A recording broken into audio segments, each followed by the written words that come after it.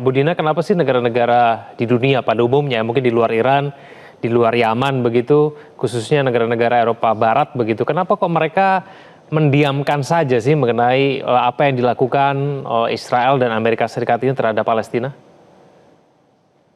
Sebenarnya ada sejumlah negara di Eropa yang sudah berbunyi sangat negatif terhadap surat Netanyahu ini. Kalau kita saksikan di pertemuan Uni Eropa hari ini sudah ada perwakilan negara-negara Eropa yang menyampaikan keberatan dan bahwa ini juga satu lelucon yang sangat tidak lucu gitu kan. Jadi kalau dikatakan nggak ada respon, sebenarnya ada respon. Cuman masalahnya memang Donald Trump itu bukan orang yang bisa diajak negosiasi gitu kan. Problemnya sekarang dunia diplomasi itu sedang menghadapi satu tantangan serius. Biasanya dunia diplomasi itu ada ruang di mana kita bicara secara rahasia, kita membicarakan hal-hal yang belum ada titik temu itu di belakang layar, sehingga tidak mempermalukan diri kan sebagai satu bangsa. Karena pemimpin itu kan dianggap sebagai wakil satu bangsa.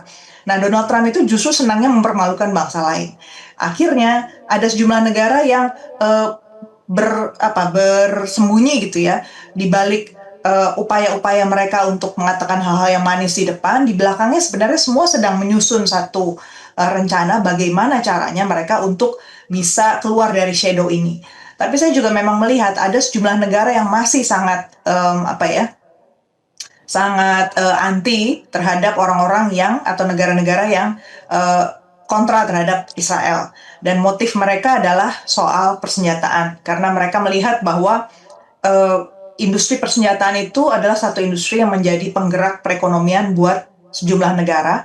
Dan inilah yang harus kita waspadai. Jadi konsekuensi dari tidak mampunya di dunia diplomasi menjawab dengan cepat pada hari-hari ini, itu telah melahirkan perlombaan senjata yang tidak bisa di-stop dan genosida yang terus menjadi masalah di sekitar kita. Baik, Bu Dina, tentang gencatan senjata ini, inisiasi gencatan senjata ini dilakukan oleh Amerika Serikat dan Israel yang jelas-jelas terlibat dalam genosida bangsa Palestina. Apakah bisa kita simpulkan dan pastikan apapun kemudian yang akan diusulkan oleh dua negara ini sudah pasti akan merugikan Palestina?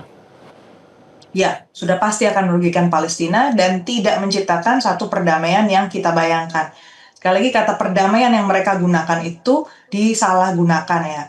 Istilah perdamaian itu menjadi satu bingkisan kata-kata manis yang sebenarnya tujuannya itu lebih untuk membuat Dedi senang tadi loh.